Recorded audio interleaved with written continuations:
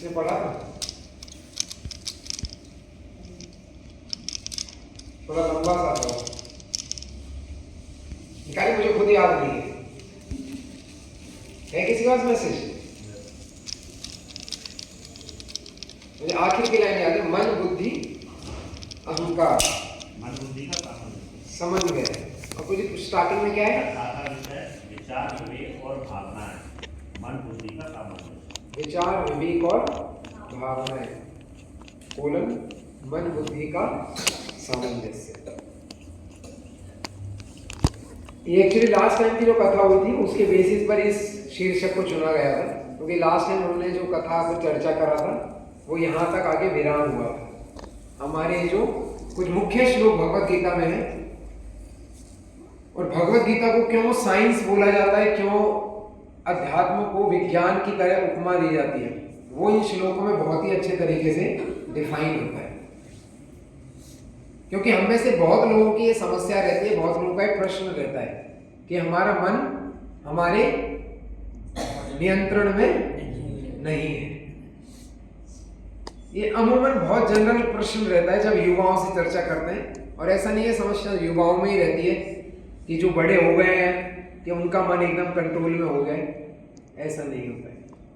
जैसे एक बार अभी कथा में बैठे थे तो वहां पर चर्चा में ऐसा ही प्रसंग चल रहा था, तो वे बताते हैं जो बड़े बुजुर्ग रहते हैं कभी कभी उनका भी कुछ अलग खाने का मन करता है। जैसे हम गुलाब जामुन खा लें, कि समोसा खा लें, कि मोमोज खा लें, मन तो करता है पर खाते नहीं है। क्यों? कभी कभार कचौड़ी खाने का मन करता है तो पता लगता है कि दांत ही नहीं है तो कचौड़ी कैसे खाएं। फिर समोसा खा भी लिया तो फिर पता लगता है बदहजमी हो जाती है।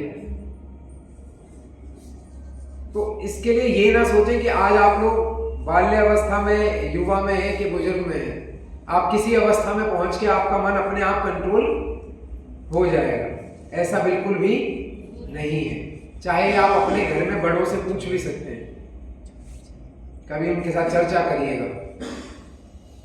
इसके लिए भगवत गीता में ये जो श्लोक यहां पर आते हैं, ये बहुत ही रियलाइजेशन के बाद आप कह सकते हैं, इनको समझ सकते हैं, और भगवान ने बहुत ही साइंटिफिकली समझाया कि क्यों ये मन हमेशा बार बार विचलित हो जाता है। तो ये जो इसका पहला पार्ट है, ध्यायतो विषयान् पुंसः संगास्तेषु उपजायते, संगास् संजायते कामा, कामा क्रोध अभिजायते। जैसे बहुतों का प्रश्न होता है कि हमें बार बार गुस्सा आता है, बार बार क्रोध आता है, तो इसका कारण क्या है? अब इसका कारण क्या सुनना चाहते हैं लोग? कि दूसरे लोग आपके साथ गलत करते हैं इसके लिए आपको गुस्सा आता है, ये सब सुनना चाहते हैं। क्योंकि कोई ये नहीं सुनना चाहता कि आपकी क्या गलती है उसमें। हर एक कोई क्या चाहता है कि भाई संसार इसी तरीके से बना हुआ है, इसके लिए आपको इसमें क्रोध आ ही जाएगा, तो ये स्वाभाविक है। और भगवान ने इसमें क्या कारण दिया? भगवान ने इसमें, चलो संस्कृत तो नहीं भी समझ आएगी तो प्रभुपाद जी का अनुवाद दोबारा पढ़ते हैं। इंद्रिय विषयों का चिंतन करते हुए मनुष्य की उनमें आसक्ति उत्पन्न हो जाती है, और ऐसी आसक्ति से काम उत्पन्न होता है, और फिर काम से क्रोध प्रकट होता है। इन दो श्लोकों को समझना बहुत ही आवश्यक है। आप लोगों को जो क्रोध आता है, गुस्सा आता है, किस पे आता है? बाहर एक दूध की दुकान है राहुल की, आपको उस राहुल पे गुस्सा आता है? नहीं आता? नहीं आता, चलो ठीक है। बाहर अभी जब हम कीर्तन करने गए थे, एक डीटीसी की बस जा रही थी यूपी ट्रांसपोर्ट की, उसके कंडक्टर पे गुस्सा आता है? आता है नहीं आता? नहीं आता, क्योंकि वो हमारे साथ किसी भी तरीके से रिलेशन में है ही नहीं। हमें गुस्सा किस पर आता है? जिसको हम जानते हैं, जिसके साथ हम रिलेशन में हैं, हमें गुस्सा उसी पे ही आता है। कभी इस बात को सोचा है कि जिसके साथ हम परस्पर संबंध कर रहे हैं, हम जिनके साथ कुछ सेवाएं कर रहे हैं, हमें गुस्सा उन्हीं पे ही आता है। क्या उन पे गुस्सा आना चाहिए? थ्योरी कहती है कि नहीं आना चाहिए, पर प्रैक्टिकल आता है। क्यों आता है? उसका उत्तर फिर यहां पर मिलता है। क्या है? इंद्रिय विषयों का चिंतन करते हुए मनुष्य की उसमें आसक्ति उत्पन्न हो जाती है, और ऐसी आसक्ति से क्या उत्पन्न होता है? काम उत्पन्न होता है। काम के बाद क्रोध उत्पन्न होता है।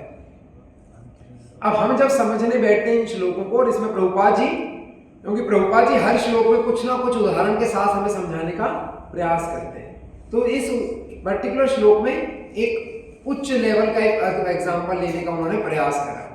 जैसे हम अमूमन जो जनता की समझ होती है वो क्या रहती है? काम मतलब विषय भोग या इंद्रिय भोग। डायरेक्ट हम कहां पर चले जाते हैं? संबंध में। जहां पर प्रभुपाद जी ने भी उसी को इंगित करते हुए यहां पर एक एग्जाम्पल देने का प्रयास करा कि जब शिव जी ध्यान मग्न थे तो उनको पार्वती ने विषय भोग के लिए आमंत्रित करा, और उसके बाद शिव जी उस विषय भोग के प्रति उनके साथ चले गए। और दूसरा एग्जाम्पल प्रभुपाद जी ने किसका दिया?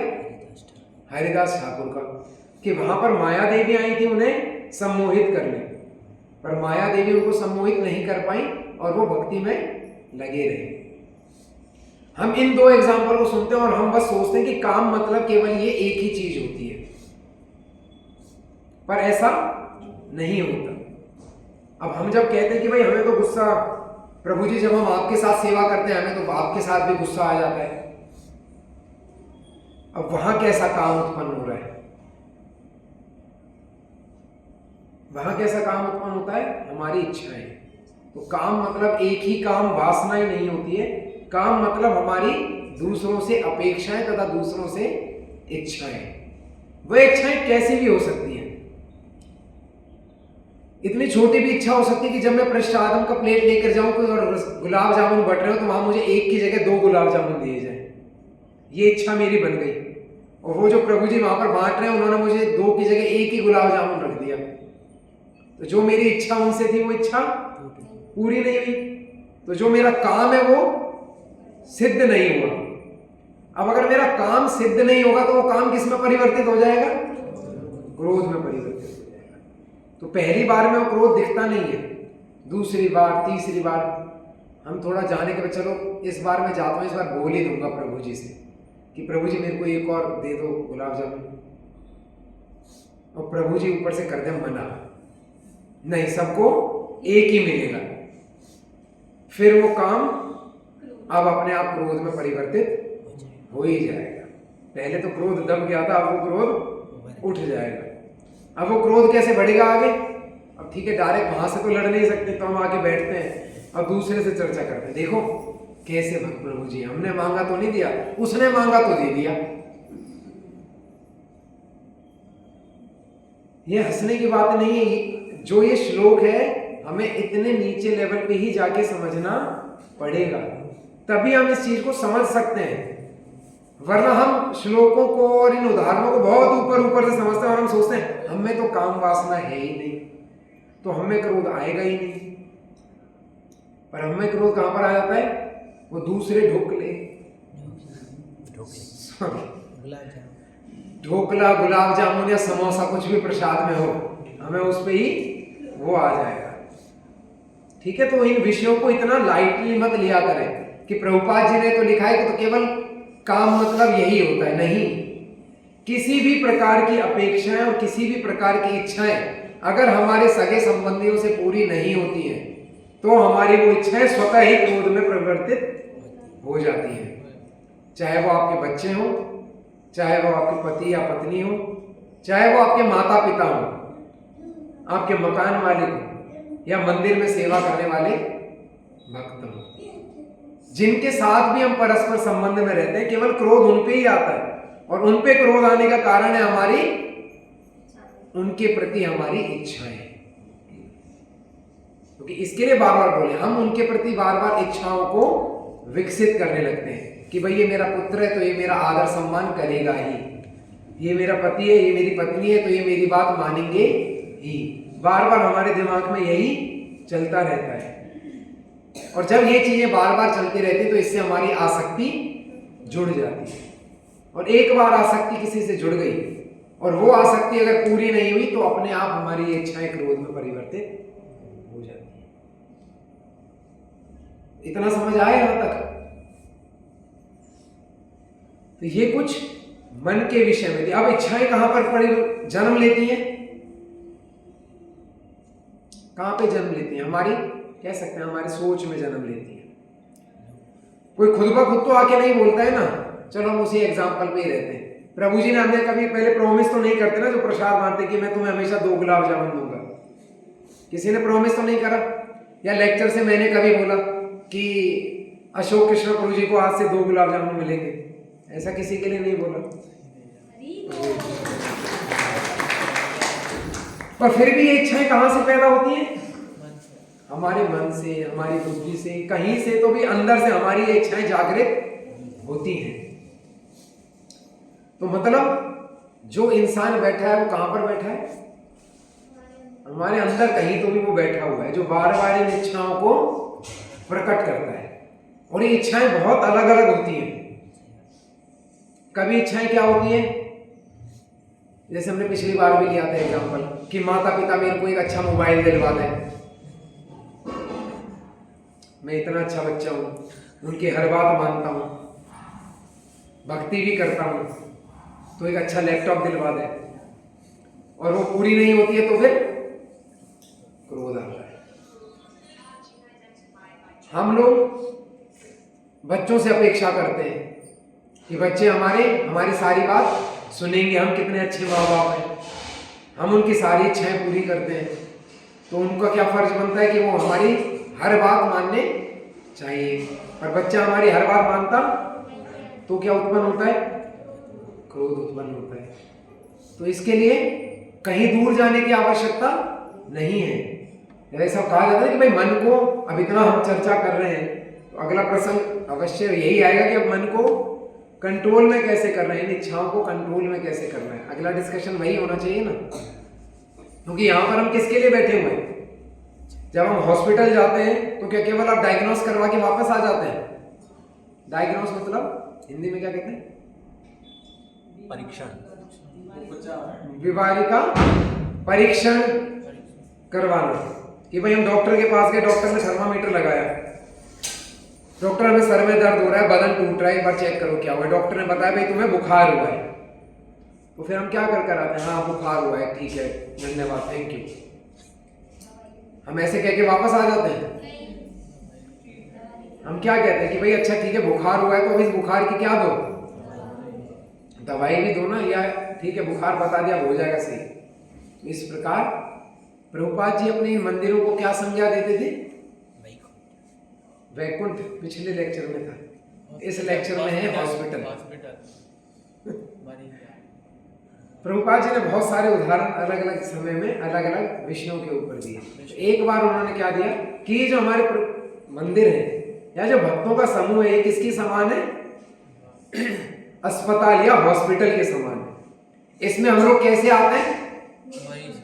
हम सब बीमार हैं। ये मत सोचिएगा हम में से कोई डॉक्टर है, हम सब क्या है? हम सब बीमार हैं। हमें कोई ना कोई, सबको कुछ ना कोई बीमारी है। तो जब आप हॉस्पिटल में जाते हैं तो बीमार लोग कैसे रहते हैं?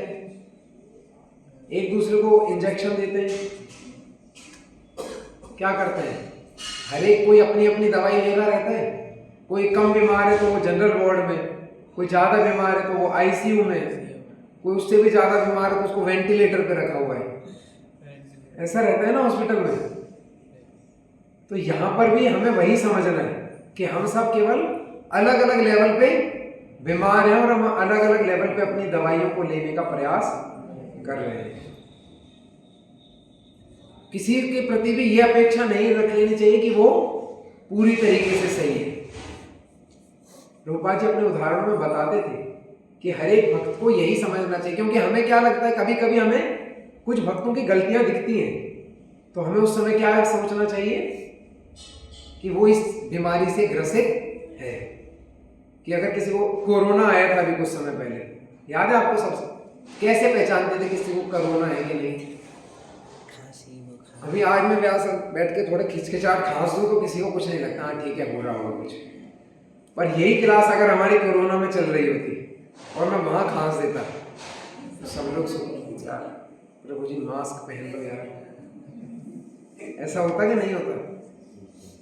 स्वतः ही हम समझ जाते हैं ना कि भाई बीमारी चल रही है तो प्रभु जी थोड़ा प्रिकॉशन लो, ये हमने कोरोना में ले। पर आज कोई कहता है, हम मार्केट जाते कोई छींक देता है, क्या उसको कुछ बोला जाता है?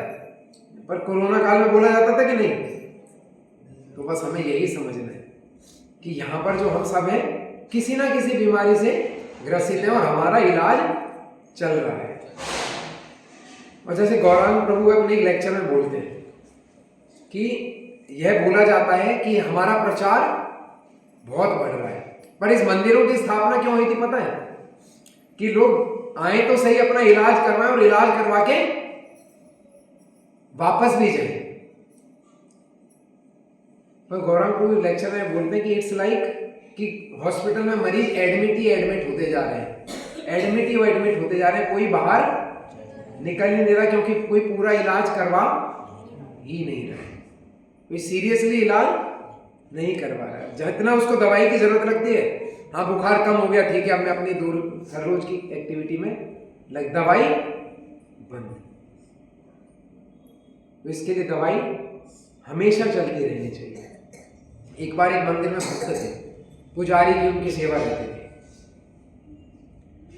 पुजारी की सेवा करते करते बहुत ऊब गए थे वो। अब जो पुराने समय में वो जब जहाँ रहते थे वहां पर वो समुद्र किनारे बीच पे रहते थे, तो बीच में जो फॉरेनर लोग रहते हैं उनको सर्फिंग की आदत होती है। सर्फिंग पता है? एक बोर्ड सा लेके समुद्र की लहरों पे वो ऐसे ऐसे उछलते रहते हैं। आपने फिल्मों में कभी देखा होगा कि बोर्ड के ऊपर खड़े हो जाते हैं और पानी के ऊपर ऐसे ऐसे फ्लोट करते हुए जाते हैं अपने वेव्स के, समुद्र की जो वेव रहती है तरंग उनके माध्यम से। तो भक्त उसमें वो एक्सपर्ट था। पर जब मंदिर में सेवा करने लग गया तो ये सारी चीजें छूट जाती हैं। ऐसा होता है कि नहीं होता है? जब हम पहले भक्ति में नहीं थे तो उससे पहले हमारी अलग अलग आदतें थी या नहीं थी? मूवी देखने की आदत थी, गेम खेलने की आदत थी, द कपिल शर्मा शो देखने की आदत थी, पता नहीं थी कि नहीं थी। और ये सारी चीजें जब हम भक्ति में आते हैं या तो समय नहीं मिलता है या फिर मन नहीं करता है। और अगर दोनों भी चीजें नहीं है तो ऊपर वाले का इंस्ट्रक्शन होता है कि प्रभु जी ये चीजें देखनी नहीं चाहिए, क्योंकि इससे हमारा मन भ्रमित होता है। अगर ज्यादा ही समय मिला है तो आप कृष्ण की कथा सुनो, इससे आपको ज्यादा लाभ होगा। तो भक्त भी इसी कारण से पुजारी की सेवा में लगा, निरंतर सेवा करता गया। पर मंदिर में तो भक्त ही रहते हैं और सभी भक्त कैसे हैं? बीमार है। तो उसकी कभी किसी भक्त से लड़ाई हो जाती, कभी किसी भक्त से बहस हो जाती। अब अंत में तो मंदिर के प्रेसिडेंट से ही बहस हो गई। तो अब उसने सोचा छोड़ो यार, यहाँ तो बहुत सारी सेवा हो गई है, अब थोड़ा सर्फिंग कर कर आया जाए, थोड़ा मन को शांत किया जाए। मन बहुत विचलित हो गया, तो कैसे शांत करने का सोचा कि थोड़ा सेवा को छोड़ के सर्फिंग की जाए। तो सर्फिंग करने जाता है अपने बीच में, सर्फिंग करने जाता है, सर्फिंग कर रहा होता है, स्विमिंग कर रहा होता है। करते करते इन लोगों की आदत रहती है जिनको स्विमिंग आती है। जिसको स्विमिंग नहीं आती वो कहाँ पर नहाता है समंदर में? किनारे पर। पर जिसको स्विमिंग आती है वो कहाँ नहाता है? वो जाता है मैं तो आगे तक पहुंचूंगा। भक्त भी एक्सपर्ट था, वो आगे पहुंच जाता है। और जैसे ही आगे पहुंचता है तो वहां पर उसको कौन आता दिख जाता है? शार्क। अब वो कहता है मैं इतने सालों से सर्फिंग करता था पर किसी एक भी दिन समुद्र में शार्क नहीं है, पर जब मैं आज शार्क आया मैं सर्फिंग करने तो यहाँ पर कौन आ गई? शार्क आ गई। अब जैसे ही संकट सामने आए तो कौन याद आएंगे? तो भगवान याद आएंगे। तो जैसे ही उसने शार्क देखी तो उसने सारी आरतियां गानी शुरू कर दी। जितनी भी आरतियां हैं अपनी सब गाते के, पर देखा शार्क पास में ही आती जा रही है। और अंत में नरसिंह देव याद आते हैं और नरसिंह देव की आरती शुरू होती है। तब भी कुछ नहीं होता है, वो शार्क और पास आती है। तो भक्त बोलता है चलो हम अपनी मंदिर का लेते हैं। हे श्री श्री राधा बांके बिहारी, आज इस शार्क को मेरे जीवन में से हटा लो। अगर आज मैं बच गया तो पूरा जीवन निरंतर आपकी सेवा में ही बिताऊंगा। कभी इस सेवा को छोड़ के कभी इस सेवा को नहीं जाऊंगा। कभी जाऊंगा। ये प्रार्थना उसने फिर अंत में करी है। और जैसे ही ये प्रार्थना करी, चमत्कार कहें कि भगवान की कृपा कहें, वो शार्क उसके पास तक आई। प्रभु जी ने यहाँ पर एक उपमा जोड़ दी जहाँ पर मैं लेक्चर सुन रहा था। वो शार्क उसको एकादशी का व्रत समझ के वापस चली गई। है एकादशी। उपमा है। अब शार्क तो एकादशी करती नहीं, तो क्यों उस भक्त को छोड़ दिया? खा लेना चाहिए था। पर जो भी हो, भगवान की कृपा रही कि उस दिन उस शार्क ने फास्टिंग करी और उसको खाने का मन नहीं किया। और वो भक्त फिर तुरंत कहां पर वापस आ गया? मंदिर में। अगर मंदिर में भी आते उन्हें कौन पहले दिखा? वही प्रेसिडेंट। तो प्रेसिडेंट ने उससे तुरंत पूछा, मंदिर के अध्यक्ष ने, भाई कहाँ चले गए थे? कहीं नहीं, बस ऐसे ही कुछ मन करा था किसी से मिलने का, मैं वहीं गया था, मैं कहीं नहीं जाऊंगा, मैं यहीं रह के सेवा करूंगा। क्योंकि उसको क्या हो गया था? परम रियलाइजेशन हो गया था। तो कभी कभी जब हम भक्ति में रहते हैं और छोड़ने का मन करता है, और जब हम छोड़ के बाहर जाते हैं, तो कृष्ण हमारे सामने और ज्यादा ऐसी समस्याएं भेजते हैं कि वो तुरंत वापस कहां पर आएगा? भाग के मंदिर आएगा। जैसे जब छोटे बच्चे रहते हैं, वो घर से दूर खेलने चले जाते, माता पिता क्या कहते हैं? बेटा घर से दूर खेलने मत जाइए। पर फिर भी छोटे बच्चे क्या कहते हैं? अब तो मैं बड़ा हो गया, मैं तो जाऊंगा। जाते हैं दूर खेलने, और जाते खेलते खेलते लग गई चोट। फिर चोट लगते ही फिर क्या होता है? रोना शुरू, और तुरंत कहां पर आते हैं? फिर घर पे आते हैं। पर कब तक घर पर आते हैं? जब बच्चा अपने आप को मां पर निर्भर समझता है या अपने आप को बच्चा मानता है। और जब वो अपने आप को सही में बड़ा समझने लग जाता है, वो वापस नहीं आता, फिर वो चोट को छुपाना शुरू करता है। तो यही समस्या किसके साथ है? भक्ति में हमारे साथ है। हम अपने आप को कुछ दिन भक्ति में जब स्टार्ट करते हैं भक्ति, तब हम अपने आप को बालक की तरह समझते हैं। हमें कुछ भी समस्या आती है, तुरंत हम प्रभुओं के पास जाते हैं। प्रभु जी, माता जी, मेरे को ये दिक्कत हो रही है। प्रभु जी, हमें ये समस्या आ रही है, कैसे करूं? मेरा जप में मन नहीं लग रहा, कैसे करूं? मेरे से बुक रीडिंग नहीं होती, कैसे करूं? पर जैसे जैसे हम समय थोड़ा बिता लेते हैं, हम अपने आप को क्या समझने लगते हैं कि अब तो हम बड़े हो गए। अब अगर कुछ समस्या आती है तो हम समस्या को क्या करते हैं? छुपाने लगते हैं। अब समस्या के लिए हम प्रभु जी या माता जी के पास नहीं जाते। अब हम क्या करते हैं? अब तो हम बड़े हुए, अब हम क्यों बताएं? अब हम खुद से समस्याओं का समाधान ढूंढेंगे, और वहीं हमारी गलती हो जाती है। प्रभुपाद जी और हमेशा वरिष्ठ वैष्णव यही समझाते हैं कि भक्ति में हम कभी भी बड़े नहीं होते। इसके लिए उपदेशामृत में कुछ उपमाएं दी जाती हैं। कनिष्ठ अधिकारी, मध्यम अधिकारी और उत्तम अधिकारी। और उसमें बताया जाता है किसी भी भक्त को अगर भक्ति में आगे बढ़नी है तो इन तीनों के साथ परस्पर संबंध बनाना जरूरी है। कौन तीन? उत्तम अधिकारी, मध्यम अधिकारी और कनिष्ठ अधिकारी। अब क्यों जरूरी है? इसके लिए आपको पढ़नी पड़ेगी उपदेशामृत। हम अपने विषय पर ही स्टिक रहते हैं, ठीक है। अब हम थोड़ा आगे बढ़ते हैं। आगे श्लोक में क्या बताया जाता है? अगला श्लोक है, क्रोधाद भवति सम्मोहा, सम्मोहा स्मृति विभ्रमा, स्मृति भ्रंशाद बुद्धि, बुद्धिनाशो बुद्धिनाशा प्रणश्यति। क्रोध से पूर्ण मोह उत्पन्न होता है और मोह से स्मरण शक्ति का विभ्रम हो जाता है। अच्छा, एक बार इसको दोहराइएगा। क्रोध से पूर्ण मोह उत्पन्न होता है और मोह से स्मरण शक्ति का विभ्रम हो जाता है। जब स्मरण शक्ति भ्रमित हो जाती है तो बुद्धि नष्ट हो जाती है, और बुद्धि नष्ट होने पर मनुष्य भवकूप में पुनः गिर जाता है। ऊपर वाले श्लोक में हम कौन सी स्टेज तक आए थे?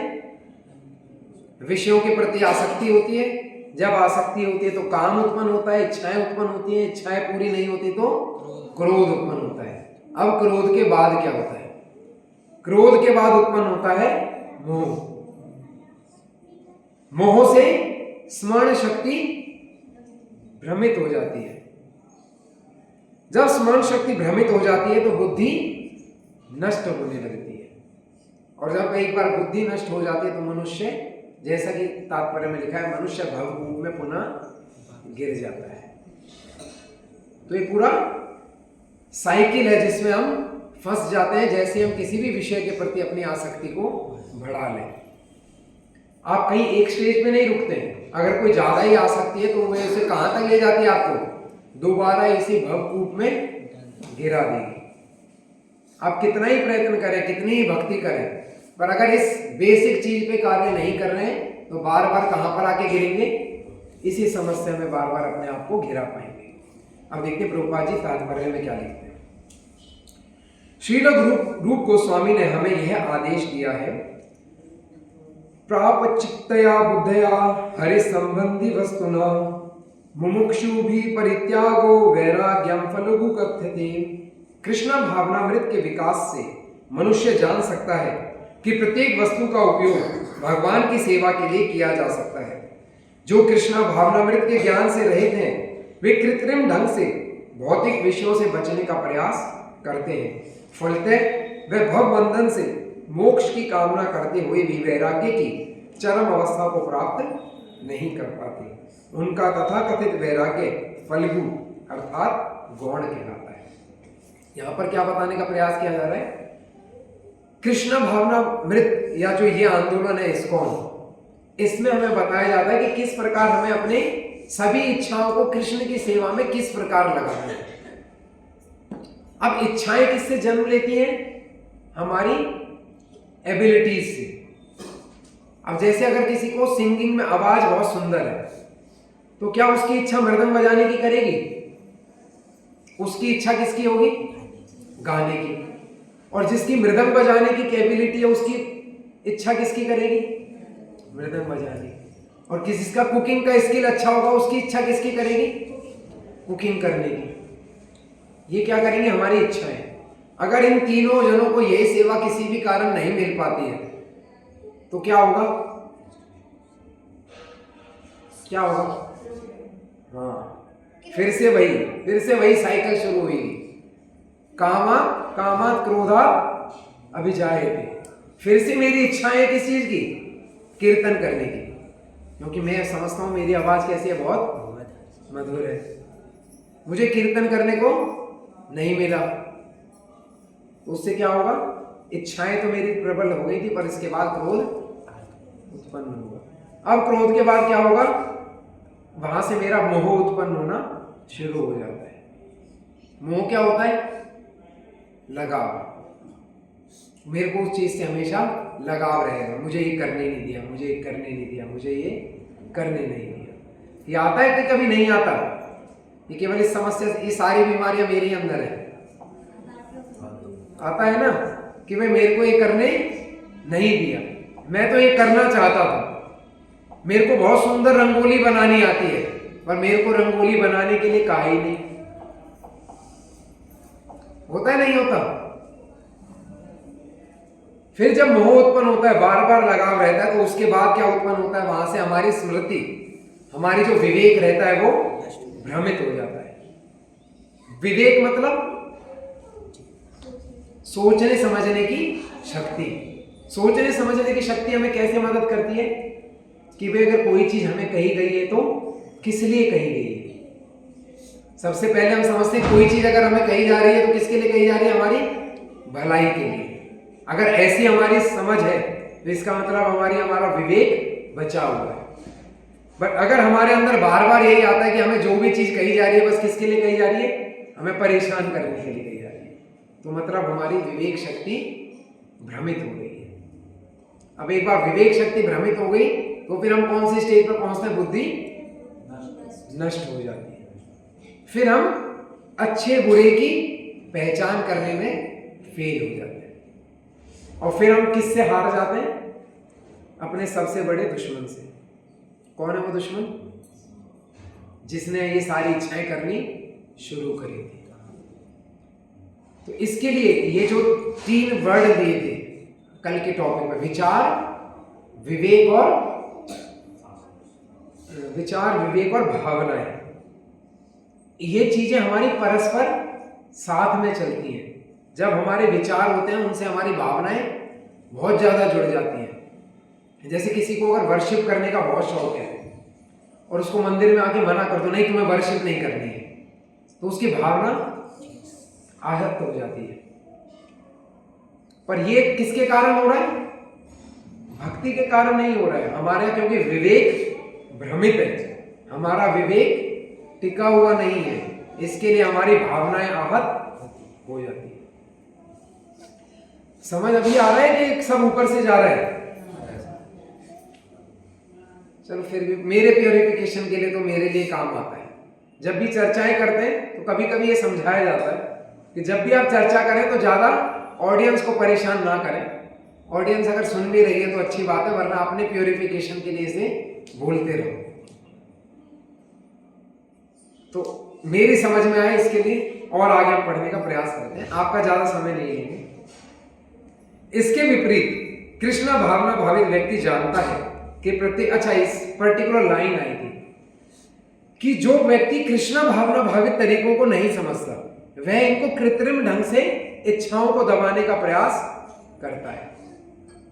जैसे योगी मुनि रहते हैं, वो क्या कहते हैं कि हम जबरदस्ती अपने मन पर कंट्रोल पाएंगे, कि हम तपस्या में बैठ जाएंगे, कुछ खाएंगे नहीं 7 दिन तक, अपने आप हमारी इंद्रियां विफल या क्या कहते हैं वो निबल होने, निबल नहीं बोलते, दुर्बल, शिथिल, हमारी इंद्रियां शिथिल पड़ जाएंगी, दुर्बल हो जाएंगी और वो हम पे जीत नहीं पाएंगी।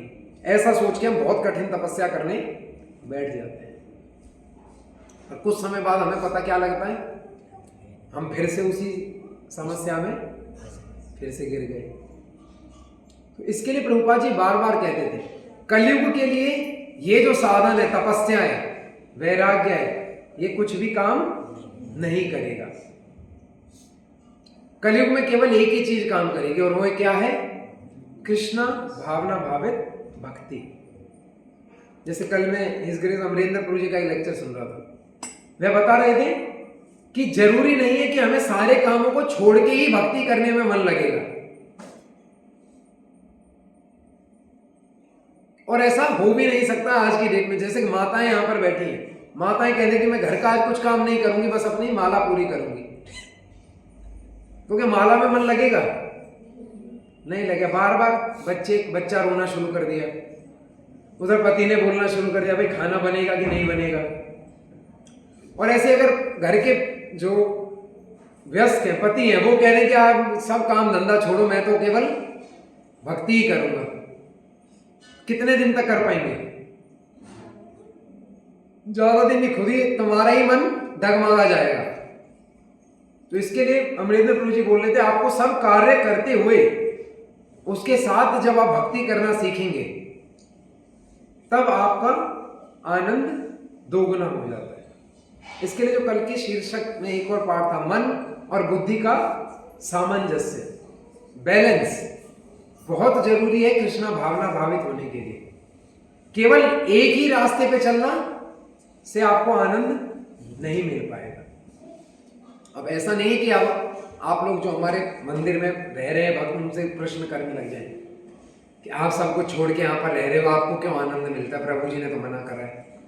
ऐसा नहीं है। सबके लिए गुरु महाराज से निर्देशित कुछ आदेश रहते हैं, और जो लेक्चर में इंस्ट्रक्शन रहते हैं वो जनरल रहते हैं, हर एक जो कॉमन हम लोग अप्लाई करते हैं। बट कभी कभी भक्तों को कुछ पर्सनल इंस्ट्रक्शन भी मिलते हैं कि आपको मंदिर में रहकर ही सेवा करनी। जैसे हमारे हिज ग्रेस रसराज प्रभु जी हैं, उनको आदेश मिला कि आपको प्रचार के लिए सब छोड़ के सेवा करनी है। तो अब आप उनसे जाके प्रश्न नहीं करेंगे, आपको तो आनंद नहीं मिल रहा क्योंकि आप दोनों काम नहीं कर रहे, पर वो क्या कर रहे हैं? गुरु की आज्ञा का पालन कर रहे हैं। और ऐसे ही हमारे पूरे भक्त समूह में आप बहुत से भक्तों को देख पाएंगे कि जो अलग अलग तरीके से गुरु की आज्ञा का पालन कर रहे हैं। तो उसके लिए हमें समझना चाहिए। पर जनरल हम जैसे जो नॉर्मल भक्त हैं, ठीक है, एक बार चलो एक छोटी सी स्टोरी मुझे ध्यान आ गई। एक बार प्रभुपाद जी एयरपोर्ट पे बैठे हुए थे, और प्रभुपाद जी के साथ जब भी एयरपोर्ट पे जाते थे तो बहुत भीड़ लग जाती थी। तो वहां पे एयरपोर्ट के जो मैनेजमेंट रहते हैं वो आते हैं और एक भक्त को बोलते हैं कि भाई आपकी ये जो बहुत इतनी भीड़ लगी हुई है सारी एयरपोर्ट की गतिविधि को डिस्टर्ब कर रही है, तो आप इस भीड़ को एक तरफ कर दें। तो भक्त जाता है, वो जगह कह सकते हैं टेम्पल प्रेसिडेंट या जो भी है, वो जाकर अनाउंस करते हैं कि इस्कॉन के जितने भी भक्त हैं वो एक तरफ आ जाए। और सब किसके साथ बैठे हुए हैं? प्रभुपाद जी के साथ। कोई उठना चाहेगा? कोई भी नहीं आया, छोड़ो बोलते रहो, हम ना उठ रहे। उसने फिर बोला, हरे कृष्णा, जितने भी इस्कॉन के भक्त हैं वो कृपया करके एक तरफ आके बैठे, यहाँ पर समस्या हो रही है। तो केवल एक ही जना उठता है, खुद प्रभुपाद जी उठते हैं और वो दूसरी तरफ जाकर बैठ जाते हैं। फिर वो टेम्पल प्रेसिडेंट बोलता है, अरे प्रभुपाद जी ये इंस्ट्रक्शन आपके लिए नहीं था। तो प्रभुपाद जी उन्हें एक बात बोलते हैं, तो ये किसके लिए था? क्या मैं इस्कॉन का डिवोटी नहीं हूं? क्योंकि अनाउंसमेंट क्या हो रही थी कि जो भी इस्कॉन के डिवोटी हैं, जो भी इस्कॉन के भक्त हैं, वो एक तरफ आके बैठे हैं। तो प्रभुपाद जी, जय श्री श्री राधा श्याम सुंदर की, जय श्री गौर निताई की। तो प्रभुपाद जी बार बार अपने एग्जाम्पल से भक्तों को यही बताने का प्रयास करते थे कि हमें इस्कॉन के जो भी नियम है वो सब पे समान रूप से ही लागू होते हैं। चाहे वह कोई एक दिन आया हुआ भक्त है, चाहे वह खुद श्रीला प्रभुपाद है, वो अपने एग्जाम्पल से यही दिखाने का प्रयास करते थे और यही अपेक्षा भी करते थे कि भक्त भी इसी प्रकार से व्यवहार करें। तो इसके लिए भक्ति में बहुत आवश्यक है कि अगर हमें पता नहीं है कि हमसे क्या अपेक्षाएं हैं तो हम इस चीज को जरूर पूछें, अगर हमें भक्ति में आगे बढ़ना है। आप लोग यहाँ समय निकाल कर यहाँ पर अपना समय देते हैं, सबको भक्ति में आगे बढ़ना है, कृष्ण प्रेम की प्राप्ति करनी है। पर वह कब संभव है? जब हम पहले विचारें कि हमसे अपेक्षाएं क्या की जाती हैं और उन अपेक्षाओं के अनुरूप ही हमें अपना व्यवहार और अपनी सेवाओं को करना चाहिए। जब ये लाइन सार्थक हो पाती है कि कृष्ण भावना में हम अपनी इच्छाओं को लगा सकते हैं, वरना हम अपनी इच्छाओं को कैसे लगाते हैं? अपने मन के अनुसार। कि मुझे कीर्तन करने का मन है, मंदिर में मुझे कीर्तन नहीं करने दिया जाता तो मैं मंदिर ही नहीं जाऊंगा, मैं अपने घर में ही कीर्तन करूंगा। मंदिर वाले तो कीर्तन नहीं करने देते। किसी को कुकिंग का बहुत शौक है, मंदिर वाले कुकिंग नहीं करने देते, तो क्या कहेंगे? अब तो हम मंदिर ही नहीं जाएंगे, हम कुकिंग कहां पर करेंगे? अपने घर पे कर लेंगे, छोड़ो मंदिर। पर प्रभुपाद जी बार बार क्या कहते हैं? हमें अपनी एबिलिटीज, हमें अपनी स्किल्स पे आधारित सेवाओं का चयन नहीं करना है। हमें जो भी यहाँ पर सीनियर है उनसे अपेक्षाओं को पूछना है कि हमसे क्या अपेक्षा है और उसी के अनुरूप हमें अपनी सेवाओं को करना है, तभी हमारी भक्ति में प्रगति हो सकती है। प्रत्येक वस्तु का उपयोग भगवान की सेवा में किस प्रकार किया जाए, फलते वह भौतिक चेतना का शिकार नहीं होता। उदाहरणार्थ, निर्विशेषवादी के अनुसार भगवान निराकार होने के कारण भोजन नहीं कर सकते, अतः वह अच्छे खाद्यों से बचता रहता है। किंतु भक्त जानता है कि कृष्ण परम भोक्ता है और भक्ति पूर्वक उन पर जो भी भेंट चढ़ाई जाती है उसे वे खाते हैं। अतः भगवान को अच्छा भोजन चढ़ाने के बाद भक्त प्रसाद ग्रहण करता है और इस प्रकार हर वस्तु प्राणवान हो जाती है और अधपतन का कोई संकट नहीं रहता। भक्त कृष्णा भावनामृत में रहकर प्रसाद ग्रहण करता है, जबकि अभक्त इसे पदार्थ के रूप में तिरस्कार कर देता है। अभी जैसे नववर्ष के उपलक्ष्य में हमने एक प्रोग्राम यहाँ पे रखा था, उसमें हम लोगों ने क्या क्या एक्टिविटी रखे थे? क्रिकेट, खो खो, बैडमिंटन, उड़न तश्तरी। ये किसके लिए? ये भक्ति के अंग दिए क्या? प्रभु उपदेशामृत में है क्या इनका नाम? नहीं है, कहीं भी किसी भी ग्रंथ में नहीं लिखा है। फिर क्यों करवाएगा ये मंदिर में?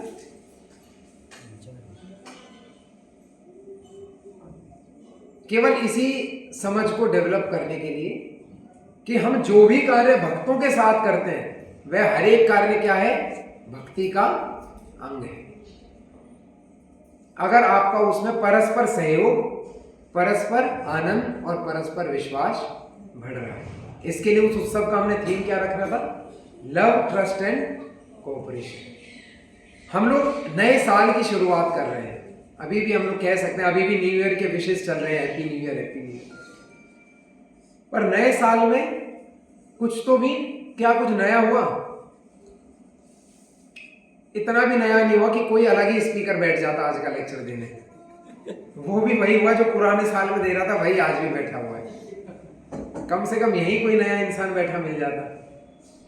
ना नए पर्दे, ना नया कारपेट, कुछ भी नया नहीं है। पर नया करना क्या है हमें? क्या पर्दे, कारपेट और इन चीजों को बदलने से हमारा साल नया हो जाएगा? उस उत्सव का जो उद्देश्य था, जैसे हमें इंडस्ट्री में बोला जाता है, work hard and party harder. सुना आप लोगों ने? कंपनी में बोला जाता है कि काम करो एकदम लगकर और फिर एंजॉय करो एकदम बढ़कर। तो हमारे भक्त लोग जो पूरे साल मेहनत करते हैं कृष्णा भावनामृत का प्रसार करने के लिए, तो वह एक दिन किसके लिए रखा गया था? कि वो बढ़ चढ़कर पूरा एंजॉय करें। अच्छा, ऐसे कुछ कुछ मैसेज भी आते हैं, इस न्यू ईयर पे हमें एंजॉय नहीं करना है, ये हमारा न्यू ईयर नहीं है। आप लोगों के पास आए ऐसे मैसेज के? नहीं आए? ये कोई नववर्ष है, हमें तो बनाना ही नहीं चाहिए नववर्ष, ये तो अंग्रेजों का है। पर भक्ति में ऐसा कुछ भी नहीं होता। भक्ति में तो अपॉर्चुनिटी होनी चाहिए। जो दिसंबर बुक मैराथन है, क्यों शुरू हुआ दिसंबर में ही आप लोगों को? इसका भी इतिहास केवल क्रिसमस लीव से ही जुड़ा हुआ है, क्योंकि सबसे पहले इस्कॉन विदेशों में था, वहां पर किताबों को वितरण करना होता था। बाकी पूरे साल लोग व्यस्त रहते थे, उन्हें छुट्टी कहां पर मिलती थी? क्रिसमस में। अब भक्त कह सकते थे कि क्रिसमस हिंदुओं का त्योहार नहीं है, हम इसमें ग्रंथों का वितरण नहीं करेंगे। भक्तों ने कहा कि नहीं, हमें तो अपॉर्चुनिटी चाहिए लोगों से मिलने का। वो अपॉर्चुनिटी अगर क्रिसमस में मिल रही है तो हम वो भी सेलिब्रेट करेंगे। और सेलिब्रेट कैसे करेंगे? कृष्णा भावनामृत तरीकों से, कीर्तन से, कथा से, प्रसाद से। विधि जो प्रोसेस है वो रहना चाहिए भक्ति से जुड़ा। आनंद भक्तों के बीच में होना चाहिए, तभी आप इस भक्ति के पथ पर थोड़ा आगे बढ़ेंगे। अन्यथा हम लोग वहीं पर ही रहते ही चले जाएंगे। कभी आप जिम गए? जिम में साइकिलिंग होती है। साइकिलिंग को इतनी साइकिलिंग करवाते हैं, पर साइकिल कहीं पर पहुंचती नहीं है। पसीना आता है, कैलोरीज बर्न होते हैं, पर वो साइकिल जहां खड़ी थी वो वहीं खड़ी रहती है, वो कहीं पहुंचती नहीं है। भक्ति में भी हम उसी प्रकार से अपने आप को घेर लेते हैं। हम एक जगह रह के परिश्रम कर रहे हैं, बहुत ज्यादा मेहनत कर रहे हैं, और हम बार बार कहते हैं हम तो बहुत मेहनत कर रहे हैं, बहुत मेहनत कर रहे हैं, बहुत मेहनत कर रहे हैं, पर हमारी साइकिल खड़ी कहाँ है? वहीं खड़ी है, एक भी कदम आगे नहीं बढ़ी है। पर हम मेहनत कितनी कर रहे हैं? बहुत ज्यादा कर रहे हैं। हम सुबह डेली उठ रहे हैं, बहुत मेहनत कर रहे हैं, पर साइकिल खड़ी कहाँ है? वहीं खड़ी है। हम प्रचार करने का बहुत प्रयास कर रहे हैं, पर साइकिल कहाँ खड़ी करी है? वहीं खड़ी है। अगर वहीं खड़ी है, नहीं खड़ी है, क्या पता आगे भी बढ़ रही हो, तो कैसे पहचानेंगे इसे? कैसे पहचानेंगे?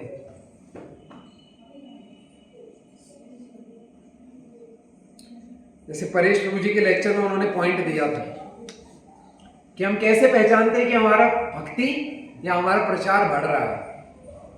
क्या क्या बोला था, किसी को याद है? प्रभु जी पता नहीं क्या हो रहा था उस दिन, ऑनलाइन कुछ लोग आ रहे थे, कुछ तो भी बोल रहे थे, हमें तो कुछ समझ ही नहीं आ रहा था। ऐसा तो नहीं था। प्रभु जी ने बोला था कि जब भक्तों की संख्या बढ़े तब समझ ले आप भक्ति में कुछ सेवा कर रहे हैं। और क्या क्या बोला था? जब आपका मंदिर मैनेजमेंट का फंड बढ़े तो समझे कि आपका प्रचार बढ़ रहा है। और तीसरा क्या बोला था? जब आपका किताबों का वितरण बढ़े तब समझे कि आपका प्रचार बढ़ रहा है। तो किताबों के वितरण के लिए प्रभु जी मैराथन हो गई खत्म, क्या भी चल रही है? 7 7 तारीख तक है। तो हम प्रभु जी बाद में उसके बाद अपना स्कोर अनाउंस करेंगे कि इस साल हमारा क्या स्कोर रहा। बस आज आपके लिए छोटे से एग्जाम्पल में निकाल कर लाया था इस मन बुद्धि के ऊपर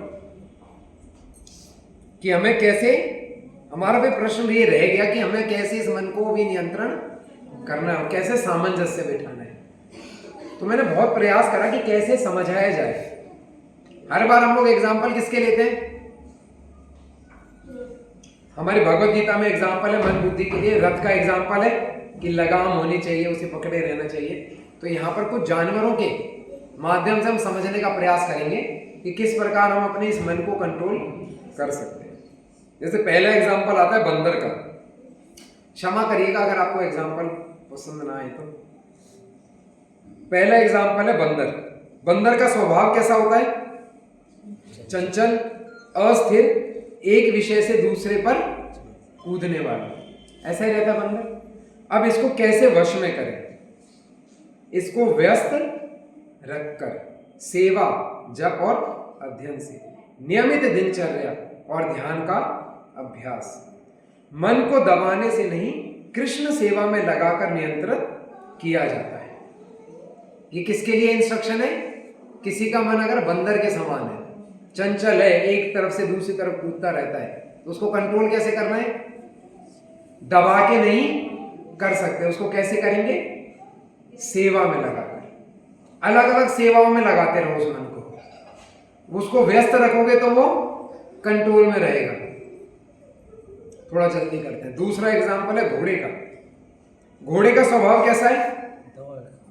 तेज और शक्तिशाली इच्छाएं, सही दिशा मिले तो उपयोगी वरना खतरनाक। इसको कैसे वश में करें? अगर हमारा मन कैसा है? शक्तिशाली है और उसको बहुत वेगवान है, तो उस पर क्या रहनी चाहिए? लगाम रहनी चाहिए। अच्छा, आपके मन को सबसे अच्छे से कौन जान सकता है? आप खुद ही जान सकते हैं ना। अब ऐसा हो कि प्रभु जी आप ही बता दो हमें क्या चाहिए। कई बार, जैसे एक बार हम मुंबई में जब बैठते थे तो वहां पर एक प्रभु जी थे। तो वहां पर एक भक्त लोग है, प्रभु जी मेरे को तो ये समस्या होती है, मेरा पढ़ाई करने में मन नहीं लगता, कैसे पढ़ूं? अब हम सुनने को बेताब रहते, प्रभु जी कुछ बताएंगे तरीका कि प्रभु जी ऐसे नहीं, ऐसे कर लो, ऐसे नहीं, ऐसे कर लो। प्रभु जी ने डायरेक्ट ही आंसर दे दिया। उसने उन्होंने कह दिया, भाई किसका मन नहीं लगता? कहते तुम्हारा। तो तुम्हें पहले मन को पहचानो। तुम्हारे मन को पहचानने के लिए प्रभु जी तुम्हारे मन में नहीं पहुंच सकते। तो पहले तुम अपने मन को पहचान के उस मन को डिफाइन करना शुरू करो कि आपका मन क्या करता है। रिजल्ट मत बताओ कि आपका क्या करने में मन नहीं लगता, पहले ये बताओ कि आपका मन क्या कहता है, और वो हम बताने में सकुचाते हैं। अगर हमने अपने मन की बात बता दी तो सारा भेद ही खुल जाएगा। फिर तो ये धोती कुर्ता और तिलक छोड़ने पड़ जाएंगे। प्रभु जी बता दी मन में क्या चल रहा है। पर अगर सॉल्यूशन चाहिए, इसके लिए बोला जाता है जब गुरु के पास जाते हैं तो सब कुछ सामने रखना जरूरी है। ये क्यों एक्सरे और अल्ट्रासाउंड की जरूरत पड़ी थी? क्योंकि मरीज को बताना ही नहीं आता क्या हो रहा है। इसके लिए क्या डॉक्टर ने शुरू कर दिया? अल्ट्रासाउंड। मैं खुद ही देख लूंगा क्या चल रहा है। पर भक्ति में जो परम सिद्ध है उनको तो पता चल सकता है, पर हम भक्त बहुत चतुर हैं। हम कभी भी ओरिजिनल समस्याओं को सामने नहीं रखते, उस पर लेप लगाने की हमें कला अच्छी है। प्रभु जी ये प्रोग्राम तो हुआ था, पर इस प्रोग्राम में मैं आ नहीं पाया क्योंकि ये कारण हो गए थे प्रभु जी, और मैं व्यस्त हो गया था और पहुंच नहीं पाया। सही कारण बताते हैं। अच्छा, अगला है कैसे वश में करें? लगाम, नियम, प्रशिक्षक की सहायता से। जैसे बंदर को सेवा देते रहोगे तो उसके लिए प्रशिक्षण की जरूरत नहीं है, उसे कुछ भी काम देते रहो, वो करता रहेगा। पर घोड़े के साथ एक प्रशिक्षक जरूरी है। अगर बिना प्रशिक्षक के उसको छोड़ दिया जाए घोड़े को तो वो काबू में नहीं आएगा। उसके लिए साथ में कोई प्रशिक्षक लगेगा। अगला एग्जाम्पल आता है यहां पर कुत्ते का। कुत्ते का स्वभाव कैसा होता है? वफादार और सीखने को तैयार। जैसे अगर आप किसी का मन इतना स्वच्छ है कि वो वफादार है, उससे वफादार मन कैसे पहचानोगे? कि जब आप अपने मन को सही से पहचान जाए तो मतलब वो मन वफादार है, जब आप उस पर ट्रस्ट कर सको। कुत्ते को कैसे वश में करते हैं, कोई बता सकता है? रोटी का टुकड़ा डाल कुत्ते को वश में करने के लिए कोई टास्क देकर या प्रशिक्षण देकर नहीं किया जाता। कैसे दिया जाता है? उसका विश्वास और उसको प्रेम देकर। कुत्ते को एक बार ऐसे सहलाते हैं ना लोग, सहलाते हैं और उसका विश्वास जीतते। कैसे विश्वास जीतते हैं? उसको रोटी खिला देते हैं। 2 बार कोई रोटी खिला दे तो अगली बार वो कुत्ता उसके पास जाकर इधर उधर भटकने लग जाएगा, उसको चाटने लग जाएगा। होता है कि नहीं होता? तो अगर आपका मन आपसे वफादार है तो आपको केवल उसको क्या करना है, उसमें लगाम नहीं लगानी है या उसको टास्क नहीं देना, उसको आपको प्रेम से वश में करना है, उसका विश्वास जीतना है। शुद्ध बुद्धि आत्मा की निष्ठावान सेवक बन जाते। अगला एग्जांपल आ रहा है शेर का। शेर का स्वभाव कैसा होता है? प्रभुत्वशाली, मैं की भावना। ये कौन करता है? सब मैं ही करता हूं। अत्यंत शक्तिशाली, कैसे वश में करें? अगर ऐसा मन है तो उसको वश में कैसे करना है? सम्मान के साथ सीमाएं, तो उसके ऐसे सम्मान देना चाहिए उस। ये आप इसको प्रीचिंग से भी जोड़ सकते हैं। अलग अलग लोगों को हम प्रीचिंग करते हैं तो वहां पर भी आप इस एग्जाम्पल को जोड़ सकते हैं। कभी कभी हमें ऐसे लोग मिलते हैं जो बहुत प्रभुत्वशाली होते हैं, उनमें मैं की भावना बहुत ज्यादा है, तो हम उनको बंदर की तरह या कुत्ते की तरह काबू नहीं कर सकते। उन्हें कैसे करना रहेगा? शेर की तरह। और कैसे काबू करना है उन्हें? सम्मान देकर और एक दूरी बनाकर। ज्यादा पास भी नहीं पहुंचना है। ज्यादा पास पहुंच गए तो सम्मान के साथ क्या होगा? वो तुम्हें ही खा जाएगा। और डर से नहीं, विवेक से। जैसे अगर किसी को शेर को ट्रेन करना है तो उसको पहले खुद पे कॉन्फिडेंस होना चाहिए, डर डर के नहीं करना चाहिए। अच्छा, एक जो सबसे अच्छा एग्जांपल मुझे लगा था वो था गाय का। गाय का स्वभाव कैसा होता है? कोमल, सरल और सेवाभावी। ऐसा कोई भक्त है तो उसको कैसे हमें कृष्ण भक्ति में लगाना है? नहीं, ठीक कोई नहीं है इनमें से। ये जो सारे एग्जांपल है इनमें से ठीक कोई भी नहीं है, तो उसके लिए भी बताया गया है उनको कैसे वश में सबको करना है। प्रभुपाद जी का मिशन क्या है? मे भी आप कुछ यहाँ पर नए भक्त होंगे, वो जिस बात को सुनेंगे तो कहीं हैरान ना हो। प्रभुपाद जी का मिशन है कि सबको कृष्ण भक्ति में वश में करना। किसके वशीभूत करना? कृष्ण भक्ति के वशीभूत करना। क्योंकि आप लोग अगर इधर उधर के माध्यम में चले गए तो गाड़ी पहुंच नहीं पाएगी जहां पहुंचनी है, वो कहीं और पहुंच जाएगी। तो गाय का स्वभाव कोमल है, तो ऐसे भक्तों को केवल उनमें कैसा अहंकार है? शुद्ध अहंकार है, तो उनको डायरेक्ट इसमें हम जोड़ सकते हैं, शुद्ध सेवाओं में जोड़ सकते हैं। बार बार हर एक जो एग्जाम्पल आ रहा है वो किसमें आ रहा है? सेवाओं में जुड़ने का। सेवाएं अलग अलग हो सकती है। जो सेवाएं गाय के लिए होगी वो सेवा बंदर के लिए नहीं हो सकती। जो सेवा शेर के लिए होगी वो सेवा घोड़े के लिए नहीं हो सकती। सबके लिए सेवाएं कैसी होगी? अलग अलग। पर उसके लिए जरूरी क्या है कि हमारा स्वभाव सामने वाले को पता होना जरूरी है। सामने वाले को नहीं तो कम से कम हमें खुद को पता होना जरूरी है। हरे कृष्ण। ये कुछ एग्जाम्पल थे जो आज के लिए शेयर कर रहे थे। कल अगली बार फिर से हम इन्हीं श्लोकों पे चर्चा करते हुए आगे बढ़ेंगे। अगर किसी का कोई प्रश्न है तो हम 5 मिनट बस लेंगे।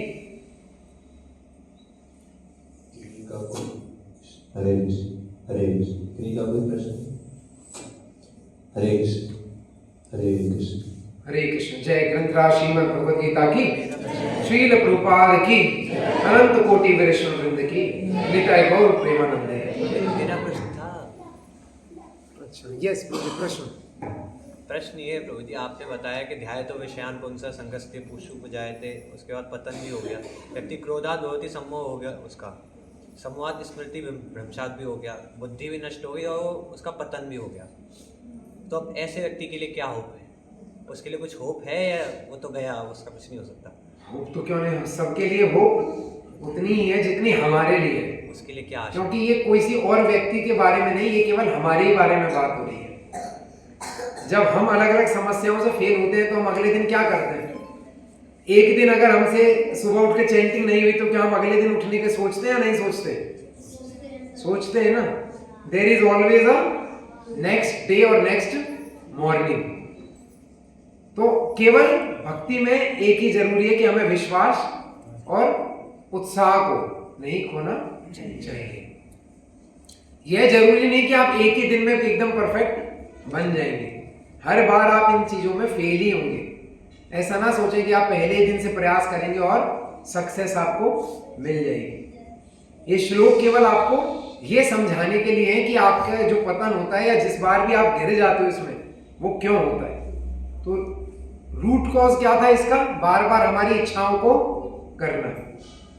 तो अगर हमें एक बार पता लग गया कि हमें बार बार जो हम गिर रहे हैं वो किससे गिर रहे हैं? बार बार गलत इच्छाओं को करने से। तो हमें कार्य कहां पे करने की जरूरत है?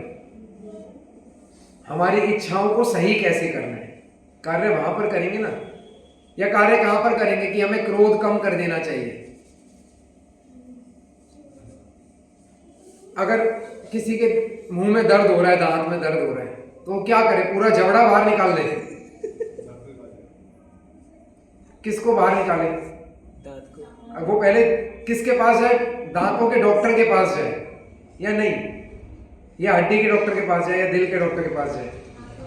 दांतों के डॉक्टर के पास जाए। तो इन श्लोकों को जो सबसे मतलब है, अगर आपको ये पहचान लिया कि आपका बार बार पतन हो रहा है तो मतलब आपकी आधी जीत हो गई है। समझे? अगर आपने ये भी मान लिया कि आप बार बार उसी चक्र में गिर रहे हैं तो भी आप आधा जीत गए।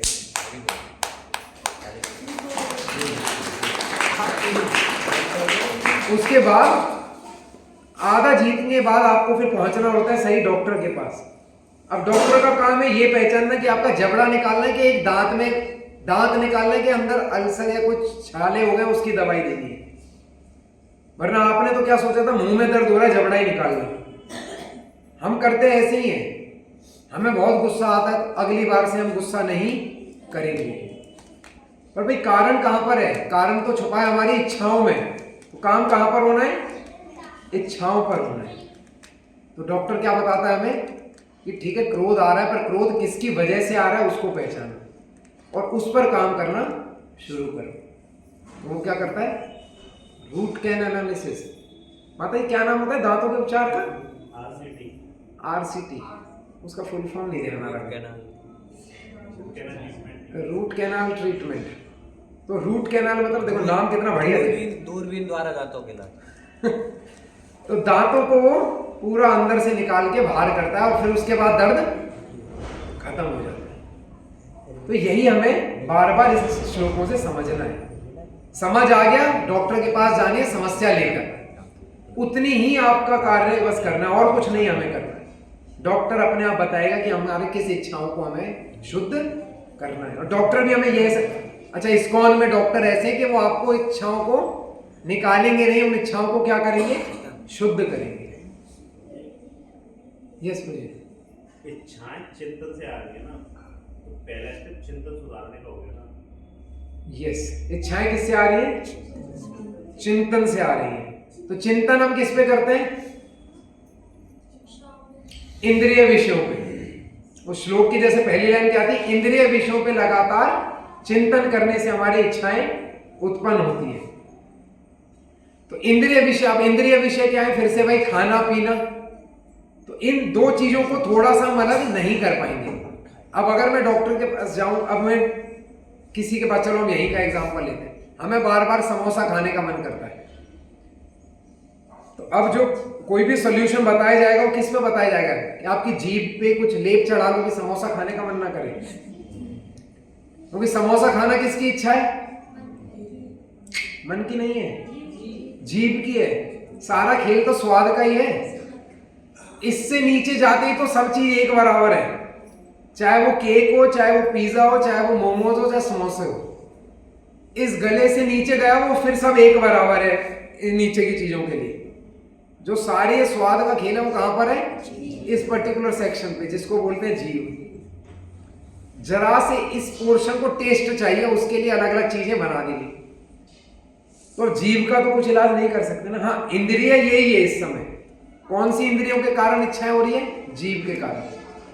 पर जो शुद्ध होगी वो क्या होगी? हमारी इच्छा होगी।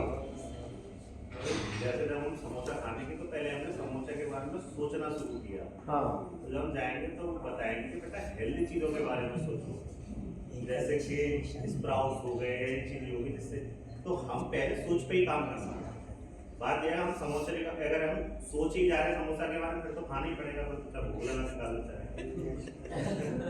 तो बात है सोचने के मतलब सोचना होगा, और सोचना भी इसी तरीके से रोक सकते हैं कि फिर हम कृष्ण के बारे में ही सोचें, कृष्ण की चीज़ों के बारे में सोचें, या फिर जो अच्छा हेल्दी है हेल्दी चीज़ों के बारे में सोचें। अरे ये भी बहुत अच्छा उदाहरण है कि हमें सोचना ही किसके बारे में? कृष्ण के बारे में। पर हम में से कितने लोग निरंतर कृष्ण के बारे में ही सोच रहे हैं?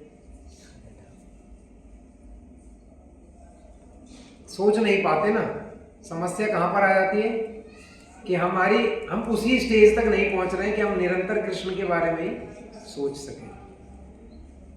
हमारी इच्छाएं तो कर रही है समोसे की और अलग अलग की, और हमें सॉल्यूशन अगर मिल जाए कि केवल कृष्ण के बारे में सोचना है, तो थोड़ा दूरी महसूस होगी कि नहीं होगी? जैसे अगर और कोर एग्जाम्पल अगर ले लें, जैसे आश्रम जब डिसाइड होते हैं तो छोड़े बहुत ज्यादा अंदर हम लोग डीप में चले जाएंगे। हम लोग इन्हीं पर ही अपनी चर्चाओं को सीमित रखते हैं कि अगर हम लोग थोड़े ऊंचे हैं तो हमें हमेशा क्या ही चिंतन करना चाहिए? केवल शुद्ध कृष्ण भक्ति के बारे में। पर अगर हम शुद्ध नहीं सोच पा रहे हैं तो भी उसको हमें कृष्ण की सेवा में कैसे लगाना है, इसका हमें माध्यम सोचना पड़ेगा कि हम किस तरीके से अपनी एबिलिटी को कृष्ण की सेवा में लगाएं। क्योंकि लगाना अल्टीमेटली कहां पर है? हमें कृष्ण की सेवा में। तो इसके लिए जैसे प्रभु जी ने कहा कि हमें चिंतन ही सबसे पहले तो शुद्ध करना है। और चिंतन किससे शुद्ध होगा? निरंतर हरि नाम लेने से। हरे कृष्णा कृष्ण कृष्ण हरे हरे, हरे राम राम राम हरे हरे। पर फिर भी अगर चिंतन शुद्ध नहीं हो पा रहा और इच्छाएं बार बार आ रही हैं, तो उन इच्छाओं को भी शुद्ध करने का प्रयास हमें करना है। किसी भी समय पे हार मान के नहीं बैठ रहे, बस सार इतना समझ के चले। बार बार डॉक्टर के पास विजिट करते रहे, which is free of cost. कोई डॉक्टर आपसे फीस नहीं लेगा। हरे कृष्ण। यस प्रभु जी, मतलब ये है कि आपके कहने का मतलब ये है कि हमें सबसे पहले इंद्रियों को लगाना है, अगर हमारा चिंतन नहीं जा रहा तो। हाँ, इसके लिए प्रभुपाद जी ने अलग अलग सेवाएं बनाई। सेवाओं में लगो तो खुद ब खुद तुम्हारा जो चिंतन है वो अपने आप उन सेवाओं में लगता चला जाएगा। किसी का और? यस प्रभु जी। शायद चित्त से आती है, चिंतन से आती है, यानी अकस्मात आती है या फिर पुराने विचारों को लेकर आती है। ये तो हमारे टॉपिक से ही कनेक्ट है प्रभु जी। विवेक, विचार और क्या था? भावनाएं। ये सारी चीजें प्रभु जी हमारे पुराने कर्मों के संयोग से आती है। ये अर्जुन ने पिछले श्लोकों में चर्चा करी थी भगवान से कि बार बार ये जो हम बार बार इस चीज में फंस रहे हैं, क्योंकि हम एक जन्म की इच्छाएं तो नहीं है। पिछले लेक्चर में भी हमने डिस्कस करा था, जो हमारी आत्माएं बहुत जन्मों से और बहुत योनियों से निकलकर आई है, तो इसमें अलग अलग समय अलग अलग इच्छाएं करने की प्रवृत्ति पहले से ही बनी हुई है, घुसी हुई है। तो कई बार आप सोचोगे कि मैं हूं तो इंसान, पर मेरे को स्विमिंग करने का मन करता है बहुत ज्यादा, जो मछली का स्वभाव है। और हो सकता है हमारा मछली का स्वभाव का वो जीवन अधूरा रह गया हो। ऐसे बहुत सारी इच्छाएं हमारे मन में क्या नहीं,